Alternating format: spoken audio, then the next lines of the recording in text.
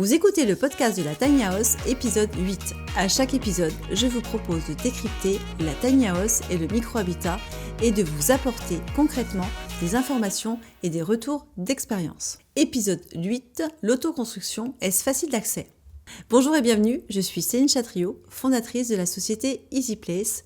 Mon métier à moi, c'est de concrétiser les projets de tiny micro-habitat pour les particuliers et les professionnels. Alors, cela n'a échappé à personne, les tiny houses sont en vogue. Ces mini-maisons mobiles interpellent. Alors, loin de moi de vous faire l'éloge des tiny houses, vous allez trouver un tas d'informations sur Internet à ce sujet. Ce podcast est plutôt pensé pour vous apporter un éclairage en étant pratico-pratique, au travers d'expériences et de témoignages. Bienvenue dans l'épisode 8 du podcast de la Tiny House, où aujourd'hui, nous plongeons dans le monde fascinant de l'autoconstruction. Est-ce vraiment accessible à tous ? Alors j'ai l'immense plaisir de recevoir Yann Lucas, un pionnier dans le monde des tiny houses qui accompagne depuis, plusieurs années, celles et ceux qui souhaitent construire par eux-mêmes. C'est un phénomène en pleine expansion. Plusieurs motivations. Tout d'abord, la réduction des coûts, le désir d'avoir un projet personnalisé, et la satisfaction de réaliser par soi-même son habitat. On estime à environ 10% des maisons neuves construites chaque année en France en autoconstruction. Alors c'est un phénomène également qu'on a observé dans d'autres pays, notamment aux États-Unis, bien évidemment, le Royaume-Uni et dans plusieurs pays d'Europe du Nord où la culture du do it yourself est vraiment très ancrée. Avec Yann, nous mutualisons nos compétences pour concrétiser le projet de nos clients. Alors moi sur la partie plutôt foncière, urbanisme et Yann sur la partie technique et mise en œuvre. C'est pourquoi je tenais absolument à vous le présenter. Bonjour Yann, ravi de te recevoir sur ce podcast Tinysphere. Bonjour Céline, merci de m'avoir invité en tout cas aujourd'hui à cet épisode 8. Je suis aussi moi les épisodes de Tinysphere et je suis ravi d'être là pour cet épisode. Merci, c'est chouette. C'est chouette. Très bien que tu aies pensé à moi. Avant de parler vraiment de ton, ton ADN, Yann, est-ce que tu peux simplement te présenter, nous dire qui tu es et ce que tu fais dans la vie ? Alors, je suis Yann Lucas, effectivement. Mon nom de famille, c'est Lucas. Je suis ingénieur de formation à la base et j'ai une double casquette parce qu'il se trouve que je suis également charpentier et constructeur bois. Le hasard de la vie a fait que j'ai à la fois un diplôme d'ingénierie et un diplôme de mise en œuvre pour la partie bois. Ce que je peux te dire, c'est que je suis un passionné de construction et que je suis très tôt en fait rentré dans l'autoconstruction par le simple fait que après avoir fait mes formations à l'école, avec ma femme on s'est mis très rapidement en ménage et donc il a fallu trouver un logement et comme beaucoup de personnes, peu d'argent de côté, un salaire plutôt petit et donc l'autoconstruction est venue un peu naturellement. Donc vous avez construit votre première maison il y a combien de temps de cela ? Exactement, on a construit il y a une vingtaine d'années pour la première et en fait on a construit en tout 3 maisons en autoconstruction. Donc en fait ça fait un total de quasiment 3 maisons à 150 mètres carrés, donc ça fait quand même 450 mètres carrés en autoconstruction, donc ça fait pas mal. Et donc comment t'es arrivé à ces mini-maisons ? Alors les tiny, c'est arrivé après. En fait les tiny, c'est arrivé à une période où les tiny commençaient à arriver sur le marché, en tout cas sur YouTube. Il y avait une jeune femme... 6 ans ? 2016, je dirais 2016. Il y a une jeune femme qui autoconstruit sa première tiny, ou en tout cas une des premières tiny en France. On s'y intéresse, on va la voir chez elle, ou du moins chez sa grand-mère où elle fait son autoconstruction. Cette jeune femme ensuite est devenue très connue et a d'ailleurs démarré une entreprise de construction aussi de tiny, mais c'est pas là le sujet. Et bref, en tout cas, en discutant avec elle, il se trouve que elle nous expliquait comment on en venait au tiny. Nous, ça nous faisait écho parce qu'on avait vécu quelques années auparavant au Canada, donc on en avait vu au Canada.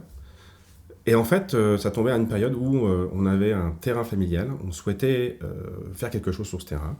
Donc on s'est dit pourquoi pas une tiny. Petite particularité, c'est que à l'époque les tiny faisaient 6 mètres, 6 mètres 50 grand max pour une ossature bois. Et nous on voulait une tiny en ossature métallique. On voulait une tiny plus grande pour qu'elle soit plus légère. donc ossature métallique pour gagner sur le poids global, c'est ça? Oui, en fait, c'est suite à cette visite de cette jeune femme qui faisait son autoconstruction. On s'est aperçu que 6 mètres, 6 mètres 50 pour nous, c'était trop petit. J'avais des enfants que j'ai toujours d'ailleurs, en bas âge, mais en tout cas pour une tiny de 6 mètres, 6 mètres 50, c'était trop petit, donc on voulait plus grand. En plus, on revenait de l'Amérique du Nord. Donc, D'accord, c'est vraiment, sûr. le sujet des grandes tiny, voilà. Alors, petit aparté, nous en France, la tiny c'est 3,5 tonnes, et aux États-Unis, on est plutôt autour des 7 tonnes. C'est ça, donc pour dire que c'est vraiment du simple au double. Hein. Voilà, exactement. Et donc, quelque part, on me dit, c'est pas possible de faire en 6 mètres 50. Ou du moins de faire au-delà de 6 mètres 50. Bon.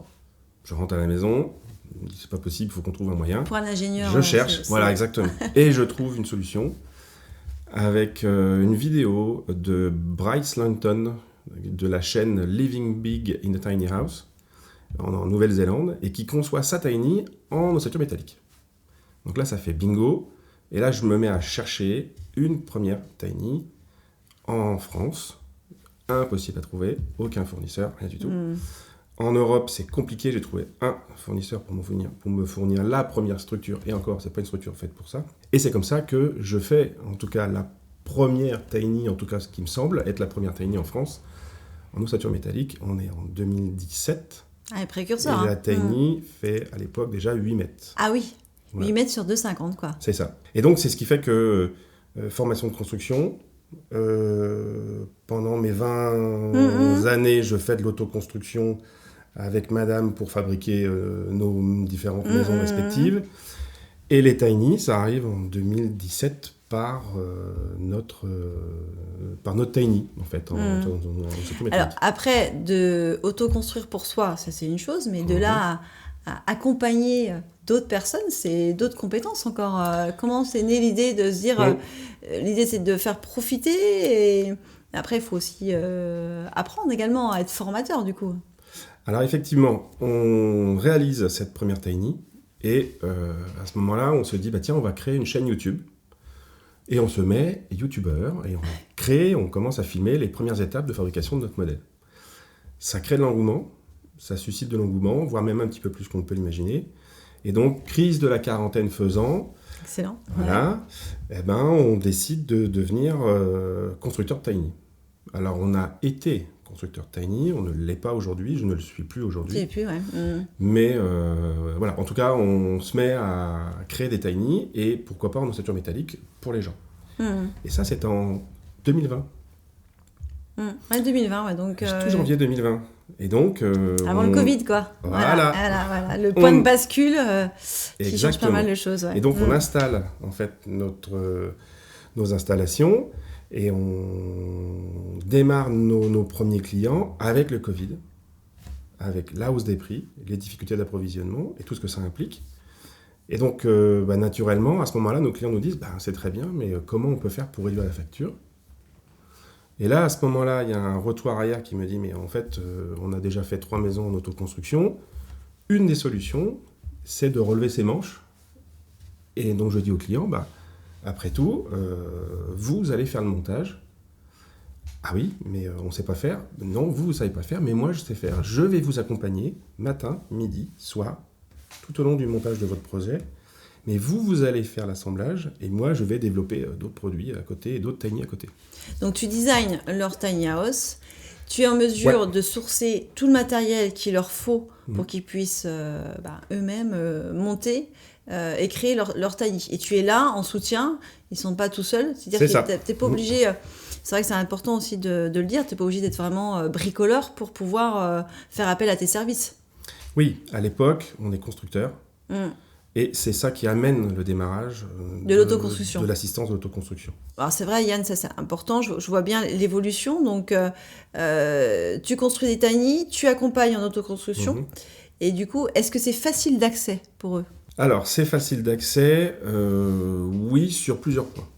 La première chose, les matériaux sont de plus en plus faciles à mettre en œuvre, sont de plus en plus accessibles. Légers aussi, forcément. Légers, mais il y a des matériaux qui étaient par le passé réservés aux professionnels et que maintenant on arrive à trouver plus facilement pour le particulier. Facile d'accès dans le sens où les outils sont de plus en plus faciles. Il y a de plus en plus d'outillages qui sont aussi faits pour les femmes. Voilà, il y a une génération, il fallait 2 mains pour tenir la visseuse. Ça, c'est quand même beaucoup plus pratique. Donc oui, c'est de plus en plus facile, mais attention, pour répondre au sujet d'aujourd'hui, ça n'est pas forcément à la portée de tout le monde. J'ai envie de dire, c'est un petit peu comme un meuble Ikea. Une table de chevet, par exemple, tu as 2 possibilités. Soit tu vas chercher un meuble chez Ikea, les pièces sont préparées, prédécoupées, préusinées. Soit tu vas chercher du bois dans une scierie, une décochisseuse, une raboteuse, etc. Et tu te mets à découper des pièces et à faire de la menuiserie. Donc en fait, est-ce que c'est facile d'accès ? Ben oui, mais ça dépend. Il faut adapter le kit au niveau de bricolage de la personne. Donc toi, tu passes quoi, un genre d'audit avec la personne pour savoir un petit peu ce qu'ils savent faire, ce qu'ils savent pas faire, ainsi de suite. Sentir leur motivation aussi. Oui, ça joue, mais leur niveau de bricolage. D'accord. Est-ce que c'est la première fois ? Est-ce qu'ils ont déjà touché à une visseuse ? Est-ce qu'ils sont demandeurs ? Est-ce qu'ils ont déjà fait autre chose à la maison ? Ce genre de choses. Quelqu'un qui a jamais même monté un meuble Ikea.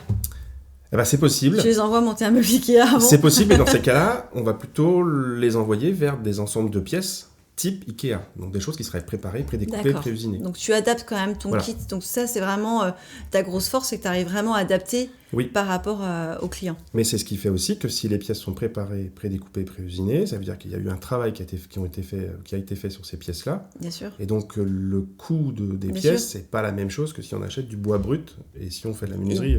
Voilà, tu anticipes ma prochaine question en me disant quels sont les ratios en termes d'économie. Bah, effectivement, tu viens de répondre un peu en partie. C'est que les ratios, on peut gagner maximum jusqu'à 50%. Ah oui, quand même. Le gros du prix, ça reste quand même le coût des matériaux. Après, il y a des coûts fixes, mais au maximum. Donc la partie main-d'œuvre est quand même vraiment sur la. Ouais, 50%, c'est pas rien quand même. Parce que si les gens font de l'autoconstruction mais veulent juste garder le côté peinture à la fin, ils vont économiser quelques pourcentages. Oui, voilà. Quelques pourcents. Mais si on est vraiment des gens qui veulent aller vraiment... Donc de 10 à 50% en fonction... Et du temps qu'ils vont aussi y consacrer. Alors le temps, c'est autre chose. Ouais, parce que c'est vrai qu'il faut aussi le dire, parce que tu pars sur un projet d'autoconstruction, il faut aussi que tu puisses t'organiser, parce que si tu travailles ou pas, si tu... en capacité de prendre un congé, ça s'organise quoi. Exactement, suivant la taille du projet. Alors nous, on accompagne, parce qu'aujourd'hui, moi personnellement, j'ai fondé une start-up qui reprend ce que je faisais à l'époque où on avait la partie atelier. On a fermé la partie atelier pour une gestion des difficultés géographiques, avec des clients de Belgique ou de Suisse qui ont du mal à venir se déplacer. Bref, donc aujourd'hui, on accompagne ces gens-là, mais à distance, les gens assemblent chez eux. Donc, pour ce qui est du délai, s'ils ont un petit bureau de 5 mètres carrés, forcément, on n'a pas la même implication qu'un projet de 25-30 mètres carrés. Pareil, si les gens sont à 2, 3 ou 4, ou s'il y a les beaux-parents, les parents qui viennent donner un coup de main. Parce que ça reste du bricolage. Le bricolage, c'est quand même le loisir numéro 1 des Français. Oui, c'est vrai. Donc, il y a toujours des gens à vouloir venir donner un coup de main. Oui, puis c'est sympa. Tu passes aussi du bon temps, ça a du temps qui est différent avec ceux qui te sont chers, tes amis, ta famille. Donc c'est vrai que tu vis quelque... Et c'est ce qui est recherché aussi dans l'autoconstruction.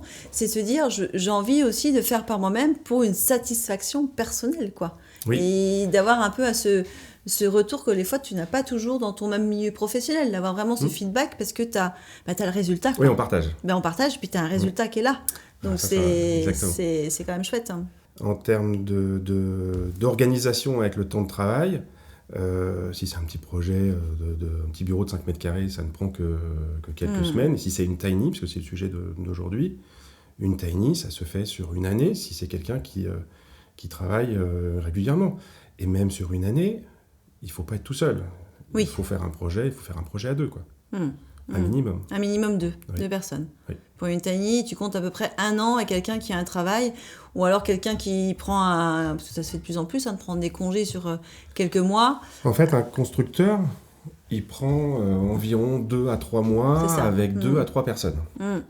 Donc, ça donne un équivalent de 6 mois pour une personne du métier. Est-ce que tu as des conseils que tu pourrais donner ou des retours d'expérience pour celles et ceux qui nous écoutent?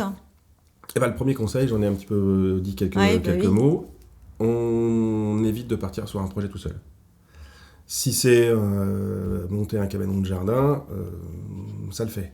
Mais en fait, il y a plusieurs raisons. Et ce n'est pas forcément une question de taille Ou du moins, c'est pas forcément une question de difficulté. L'histoire de faire un projet à deux, c'est parce que si c'est un projet qui est monté seulement par monsieur dans les stéréotypes, d'accord, et que madame reste à la maison, faut imaginer que monsieur a eu sa journée, il arrive le soir, il se remet sur son projet de Tiny. Ah oui, il y avait le problème de la veille, ok, qu'il arrive enfin à résoudre, après y avoir passé 1 heure, mais il est content qu'il a résolu son problème. Il arrive à la maison, madame demande « Alors, qu'est-ce qui s'est passé ?» C'est super, j'ai réussi mon problème. D'accord. Et elle arrive sur place, elle fait « T'as fait que ça ?» Voilà. Et donc ça, c'est très mauvais. Donc en fait, ce qu'il faut, c'est que les deux travaillent sur le même projet, parce qu'au moins les deux voient la difficulté d'une tâche. Ouais, et si une tâche peut prendre du temps, même pour une personne, peut-être que l'autre, dans ces cas-là, peut prendre sa place. Ouais, peut prendre le relais. Qui arrive pas. Puis à deux, c'est 2 cerveaux, donc on n'a pas la même façon de voir les choses, voilà. donc on trouve des solutions. Et en général, on est plutôt complémentaires, donc tant mieux. Si on n'y arrive pas, peut-être que l'autre va y arriver. Alors c'est vrai que c'est une solution aujourd'hui, comme je le disais à l'introduction, qui est plébiscitée, 10% quand même des constructions neuves, je ne pensais pas autant.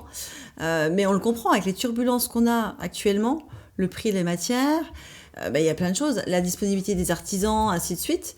Tu sais, ce sentiment aussi en disant, j'ai l'impression que je vais me faire un petit peu avoir aussi entre, tiens, il m'a dit ça, mais je maîtrise pas le sujet, donc est-ce que toi, les personnes qui partent sur l'autoconstruction, c'est des retours qui te font, c'est pour ces raisons-là qu'ils vont sur l'autoconstruction, sur le coût d'abord, et le côté aussi, je suis pas forcément en rassurée, ou cette notion de rassurance, et de savoir aussi demain, je suis aussi capable de faire une maintenance de ma maison parce que je sais comment je l'ai construite aussi. Exactement. Tu vois, il y a ce côté-là qui arrive. Il y a beaucoup de gens qui ne font pas parce qu'ils ont peur de passer à l'action. Voilà. Il y a beaucoup de gens qui bricolent pour mettre un tableau au mur, une étagère, une tablette.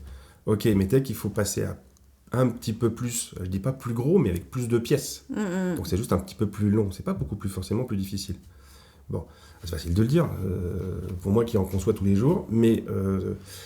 mais t'as l'électricité, t'es oui, quand même c'est sur simplement des des fils techniques. à couper, et tant qu'on met pas de courant dans les fils... oui, mais toi, tu le vois, et j'adore, Yann, tu le vois comme ça, mais il y en a plein qui se disent, mais attends, moi, c'est quand même un domaine qui est quand même hyper technique, où j'ai peur parce que je sais pas, donc je vais pas oser de me lancer sur ces lots. C'est plus simple de se dire, je pose de la cloison, que, tu entre guillemets, que se mettre au lot élec, quoi. Oui, mais...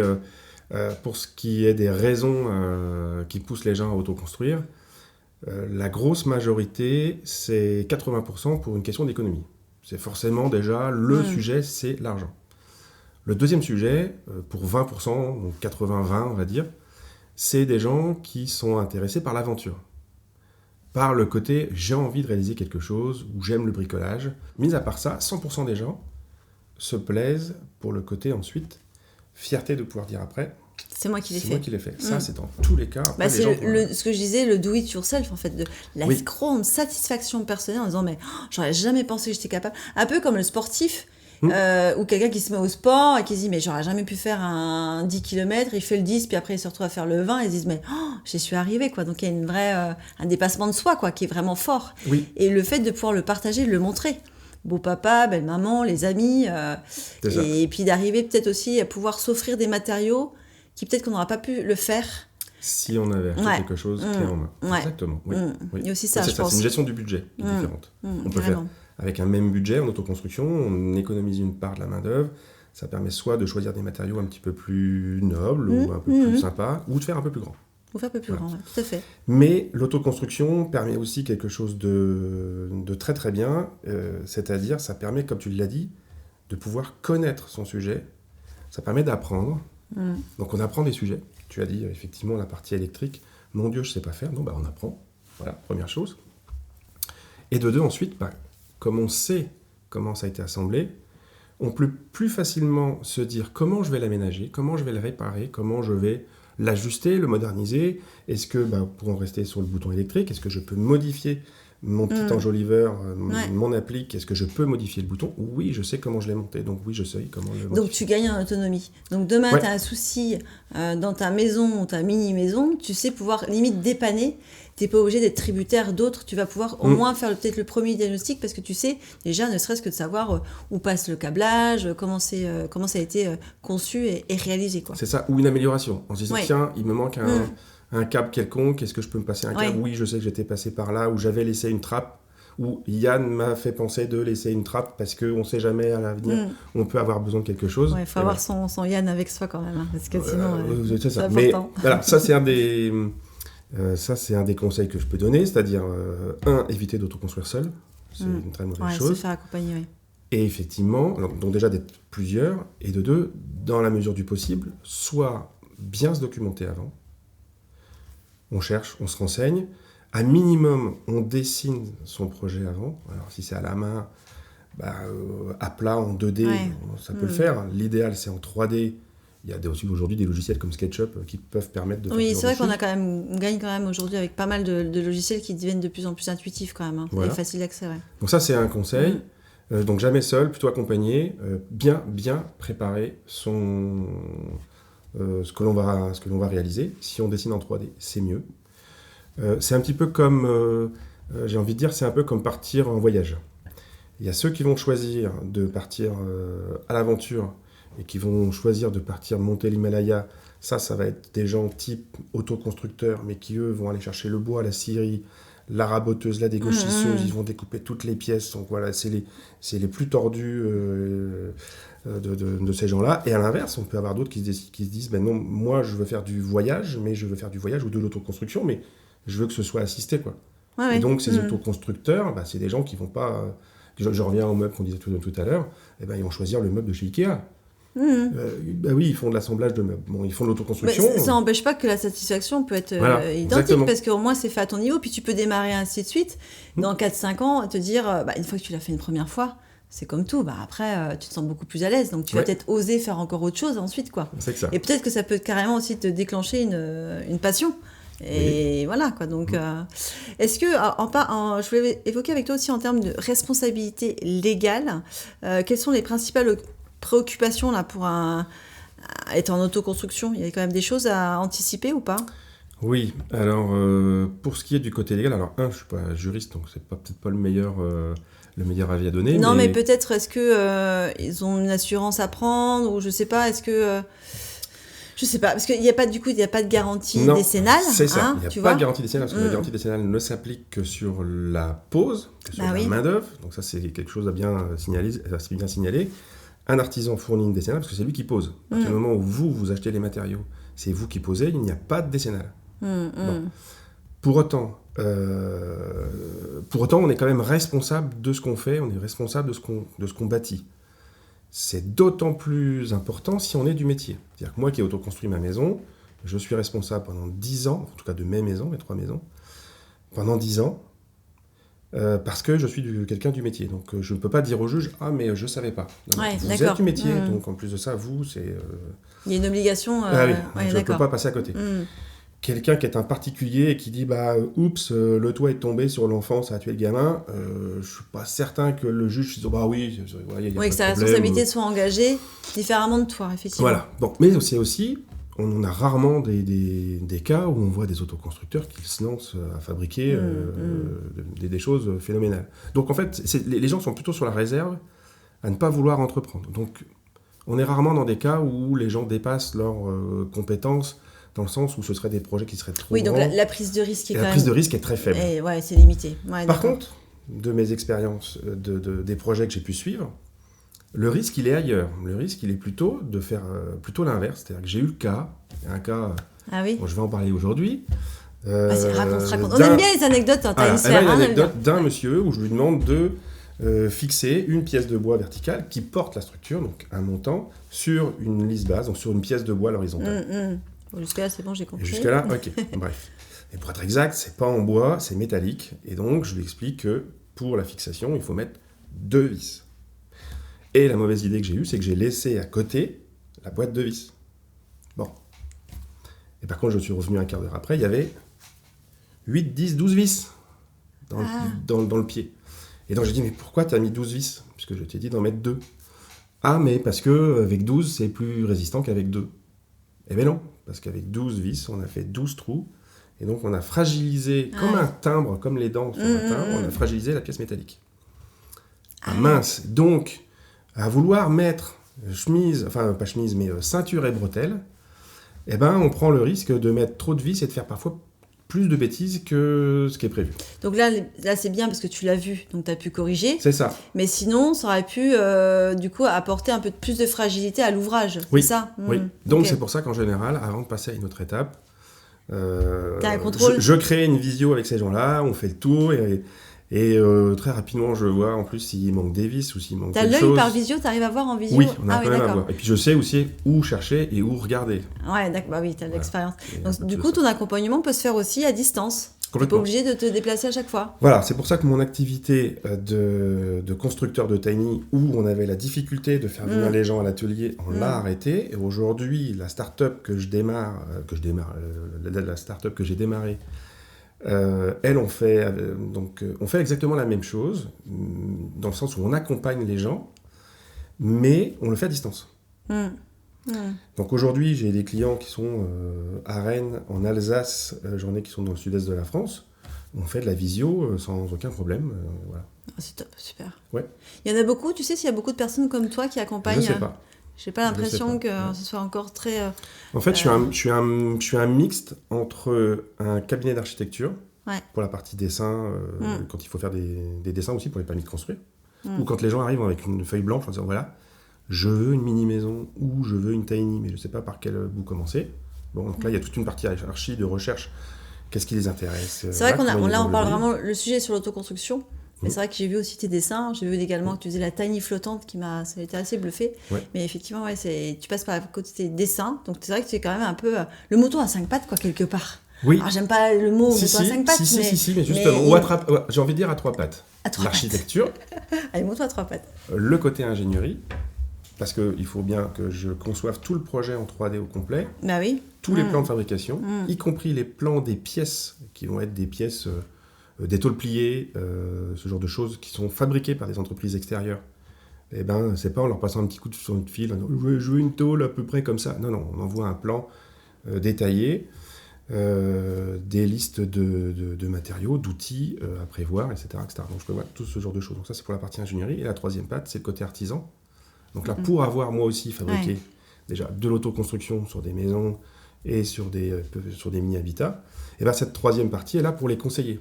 Mais tu as le retour d'expérience aussi sur des matériaux, parce que tu as déjà testé. D'expérience, oui. Voilà. Et sûr. Aussi sur un truc tout bête auquel on ne pense pas ou peu. Quand on est ingé, en tout cas dans un bureau d'études, et on fait que ça, que ça, et qu'on n'a jamais mis les mains sur une visseuse, eh ben, on oublie parfois qu'entre deux pièces, qu'il faut venir mettre une vis, il faut que la visseuse puisse venir se mettre entre les deux pièces métalliques. Donc, c'est l'expérience, c'est le côté artisan qui fait que là, dans ce cas-là, on est obligé de déspacer les pièces. Et là, tu ne peux pas l'inventer, ça. C'est l'expérience qui fait. Est-ce que tu peux me dire un peu ce que ça t'apporte au quotidien, le fait... alors moi, je suis plutôt sur la partie urbanisme foncière. On peut peut-être en parler quelques mots pour voir un petit peu comment EasyPlace et ta société fonctionne. La société KitCube. Ah bah oui, alors c'est vrai qu'on peut faire l'annonce officielle parce que le nom n'était pas encore bien... ça y est. Voilà, super. Félicitations. Et donc, tout ça pour dire que si les gens sont intéressés par ce genre de choses, en tout cas par le fait d'autoconstruire, ou ça fait longtemps qu'ils ont un projet, mais ils n'ont jamais osé le faire, et ben ils commencent par prendre contact avec moi. KitCube, il laisse un message, et on fait un appel téléphonique d'une demi-heure, le temps de, justement, voir un petit peu quel est le niveau des gens. Et puis après, les gens auront tout le temps pour chercher le terrain avec toi, pour faire toute la partie administrative après, derrière. Mais il faut déjà se poser la question, avec moi, de savoir si, oui ou non, ils en sont capables ou pas.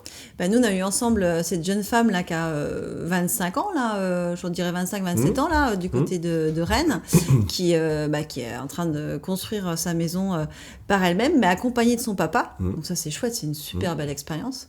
Et puis, on a également un autre exemple avec ce couple-là où je lui ai trouvé, donc là, cette jeune femme à Rennes, je lui ai trouvé son terrain. Et l'autre couple, pareil, là, qui, eux, ont vendu leur maison. Ils veulent vraiment faire... ce que j'adore, faire mieux avec moins et d'avoir plutôt un bel emplacement, un beau terrain et d'auto-construire. Donc ça va se faire là prochainement. Mais là, c'est un gros projet. C'est-à-dire que là, on n'est plus sur la tiny, quoi. Ouais, mais bon, on reste sur l'autoconstruction. Oui. Où il le ferait peut-être pas comme ça si tu n'étais pas là. Non, c'est ça. En fait, moi, j'ai comme ça que j'ai compris. Oui. Moi, dans mon entretien, et c'est pour ça aussi que je suis là pour, quand je fais toute mon... j'appelle ça pas une analyse, mais je suis là vraiment pour prendre le besoin et leurs souhaits. Moi, je leur dis, je suis là pour concrétiser votre rêve, votre projet. Mais en même temps, je vais vous dire les choses, ce qui est possible, ce qui n'est pas possible. Et c'est vrai que ce couple-là, ils n'osaient pas. Ils se disent, on veut faire plus petit que ce que qu'on avait notre maison. Donc là, ils vont partir sur 70 mètres carrés. 70 mètres carrés, ils avaient 130. Mais on va peut-être passer par un constructeur, ainsi de suite. Mais tu sentais, moi j'ai senti tout de suite, qu'ils étaient prêts à se dire, on a envie, mais on n'ose pas. Je dis, moi j'ai la personne pour vous. Donc c'est vrai qu'on travaille vraiment un beau binôme, quoi. C'est vraiment un gros projet. C'est que j'accompagne habituellement de 5 mètres carrés pour un bureau de jardin. De 5, comme moi. 5 à 30. Ouais, 30, ouais, c'est ça, ouais. 5 à 30. Dès qu'on est au-delà de 30, et là, en l'occurrence, sur ce projet-là de 70, attention, est-ce que les gens sont capables dans quoi on s'embarque Parce qu'en fait, c'est un projet qui va prendre du temps et qui va prendre... C'est un marathon. Bon, écoute, merci. Je pense qu'on arrive à la fin de l'interview. Alors, dernière question, c'est quelle est ton actualité ? Parce que tu m'as donné quelques informations. Donc, le nom, ça y est lancé. Le nom de l'entreprise s'appelle KitCube. KitCube. K-I-T, le petit tiret du 6. D'accord. Et K-U-B. K-U-B, c'est facile. Voilà, le kit pour l'idée de l'autoconstruction. Et le cube pour le côté mini-habitat de façon générale. Parce que ça minimaliste. Ça peut être des tiny, ça peut être un abri de jardin, un bureau de jardin, un studio, un loft, ce qu'on veut. Le site internet est en train de se mettre en place. Donc ça va se faire dans les jours et les semaines qui vont arriver. Bon, c'est très bien. En se basant sur les images de ce qui a pu être fait. Et puis la chaîne YouTube qui avait servi pour la fabrication de notre tiny va changer de nom et va s'appeler KitCube.